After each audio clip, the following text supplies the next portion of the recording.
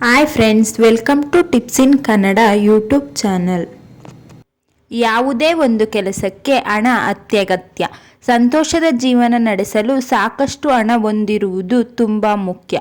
ಆದರೆ ಹಲವು ಬಾರಿ ಎಷ್ಟೇ ಕಷ್ಟಪಟ್ಟು ದುಡಿದರೂ ಕೈಯಲ್ಲಿ ಹಣ ಉಳಿಯುವುದಿಲ್ಲ ಎಂದು ಹಲವರು ದೂರುತ್ತಾರೆ. ಕೆಲವು ಜ್ಯೋತಿಷ್ಯ ಸಲಹೆಗಳು ಇದರಿಂದ ಪರಿಹಾರ ಪಡೆಯಲು ಸಹಾಯಕವಾಗಿವೆ ಎನ್ನಲಾಗುತ್ತದೆ.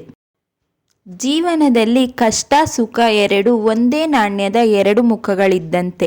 ಪ್ರತಿ ವ್ಯಕ್ತಿಯು ತನ್ನ ಜೀವನದಲ್ಲಿ ಹಣದ ಕೊರತೆ ಆಗಬಾರದು ಎಂದು ಬಯಸುತ್ತಾರೆ. ಏಕೆಂದರೆ ಇಂದಿನ ಕಾಲದಲ್ಲಿ ಒಂದು ಸಣ್ಣ ಅಗತ್ಯವನ್ನು ಪೂರೈಸಲು ಸಹ ಹಣ ಬೇಕೇ ಬೇಕು. ಆದರೆ ಹಲವು ಬಾರಿ ಎಷ್ಟೇ ಕಷ್ಟಪಟ್ಟು ದುಡಿದರೂ ಕೈಯಲ್ಲಿ ಹಣ ಉಳಿಯುವುದೇ ಇಲ್ಲ ಎಂದು ಹಲವರು ದೂರುತ್ತಾರೆ.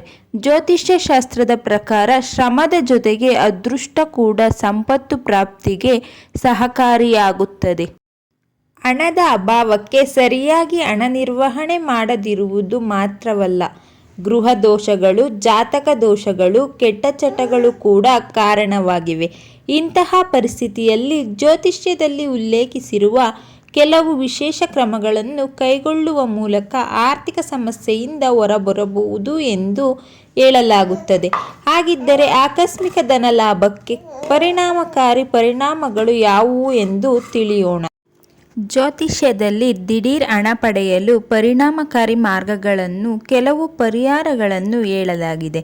ಇದು ಹಣದ ಸಂಬಂಧಿತ ಸಮಸ್ಯೆಗಳನ್ನು ತೊಡೆದುಹಾಕಲು ತುಂಬ ಪರಿಣಾಮಕಾರಿಯಾಗಿದೆ. ಈ ಕ್ರಮಗಳು ಆದಾಯವನ್ನು ಹೆಚ್ಚಿಸುತ್ತವೆ, ಅನಗತ್ಯ ವೆಚ್ಚಗಳಿಂದ ಉಳಿಸುತ್ತದೆ. ಜೊತೆಗೆ ಮನೆಯಲ್ಲಿ ಹಣದ ಒಳಹರಿವು ಹೆಚ್ಚಾಗುತ್ತದೆ ಎಂದು ನಂಬಲಾಗಿದೆ.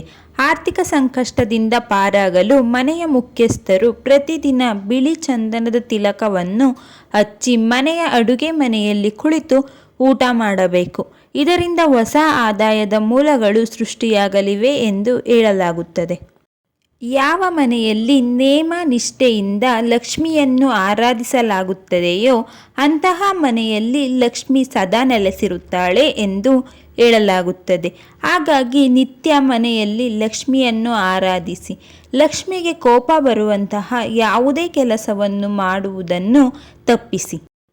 ಸಂಪತ್ತು ಪಡೆಯಲು ಸಂಪತ್ತಿನ ಅಧಿದೇವತೆಯಾದ ಲಕ್ಷ್ಮೀ ದೇವಿಯ ಕೃಪೆ ಅಗತ್ಯ.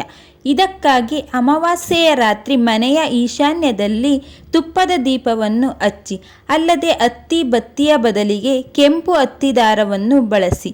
ಹಾಗೆಯೇ ತುಪ್ಪದಲ್ಲಿ ಕೇಸರಿ ಎಳೆಗಳನ್ನು ಹಾಕಿ ಅಂತಹ ದೀಪವನ್ನು ಬೆಳಗಿಸುವುದರಿಂದ ಮನೆಯಲ್ಲಿ ಹಣದ ಒಳಹರಿವು ಹೆಚ್ಚಾಗುತ್ತದೆ ಎಂದು ನಂಬಲಾಗಿದೆ. ವಿಷ್ಣು ಸಹಸ್ರನಾಮ ಮತ್ತು ಶ್ರೀ ಸ್ತೋತ್ರವನ್ನು ನಿಯಮಿತವಾಗಿ ಪಠಿಸುವುದರಿಂದ ಅಂತಹ ಮನೆಯಲ್ಲಿ ಹಣ ಮತ್ತು ಧಾನ್ಯಗಳ ಕೊರತೆ ಇರುವುದಿಲ್ಲ. ಮನೆಯ ಉತ್ತರ ದಿಕ್ಕನ್ನು ಸಂಪತ್ತಿನ ದಿಕ್ಕು ಎಂದು ಪರಿಗಣಿಸಲಾಗುತ್ತದೆ. ಈ ದಿಕ್ಕಿನಲ್ಲಿ ತಾಯಿ ಲಕ್ಷ್ಮಿ ಮತ್ತು ಕುಬೇರ ದೇವತೆ ಇಟ್ಟು ಪೂಜಿಸುವುದರಿಂದ ಸಂಪತ್ತು ಹೆಚ್ಚಾಗುತ್ತದೆ ಎಂದು ನಂಬಲಾಗಿದೆ. ಸಂಪತ್ತಿನ ಅಧಿದೇವತೆಯಾದ ಲಕ್ಷ್ಮಿಗೆ ದಕ್ಷಿಣಾವರ್ತಿ ಶಂಖವು ತುಂಬ ಪ್ರಿಯವಾಗಿದೆ. ಇದನ್ನು ಲಕ್ಷ್ಮೀ ದೇವಿಯ ರೂಪವೆಂದು ಪರಿಗಣಿಸಲಾಗಿದೆ. ಅನಾವಶ್ಯಕವಾಗಿ ಮನೆಯ ಖರ್ಚು ವೆಚ್ಚಗಳು ಹೆಚ್ಚಾಗುತ್ತಿದ್ದು ನಿಯಂತ್ರಣ ಸಾಧ್ಯವಾಗದೇ ಇದ್ದರೆ ಗುರುವಾರದಂದು ದಕ್ಷಿಣಾವರ್ತಿ ಶಂಖದಲ್ಲಿ ಹಾಲನ್ನು ತುಂಬಿ ವಿಷ್ಣುವಿಗೆ ಅಭಿಷೇಕ ಮಾಡಿ. ಇದು ಅನಗತ್ಯ ವೆಚ್ಚಗಳಿಂದ ಮುಕ್ತಿ ನೀಡುತ್ತದೆ, ಅಲ್ಲದೆ ಹಣ ಬರುವ ದಾರಿಗಳು ಹೆಚ್ಚಾಗುತ್ತವೆ.